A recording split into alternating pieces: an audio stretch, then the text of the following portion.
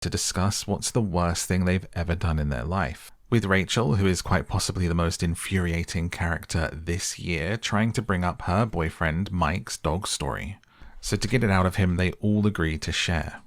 Mike tells a story that he was with an ex in Mexico and that when a rabid street dog showed up, he put her between him and the dog as a human shield. Rachel reveals that she went to an abandoned RV deep in the forest with her neighbor when she was a child. She says he was slow, implying he had special needs, and that she dared him to get into a closet and locked him inside. Rachel confesses very matter-of-factly that when he started screaming, she just ran home and left him there. That his dad knocked and asked where he was, and she said nothing, and that eventually a search party had to go and find him, before adding, "It never came back to me." As awful as that sounds, the group seems to quickly move on from it and push Charlie for his, with him saying he doesn't have one and then, when pushed, saying, "I guess I cyberbullied someone until they moved away." With his friend Mike saying, "Who cares? You were 14, your brain doesn't even fully develop until you're 25.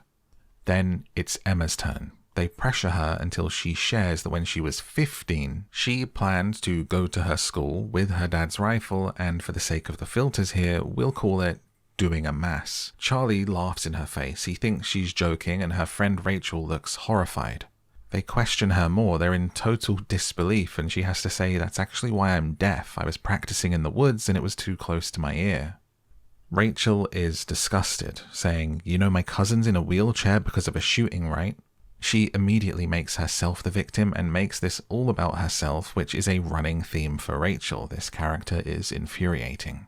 Emma says, "I was only 15, and her friend angrily says, "Oh, that makes it okay." Compare this with just a second ago when Charlie's confession was batted away as, "You were only 14. Things escalate, with Rachel getting angrier and angrier before Emma drunkenly pukes all over the table and they leave.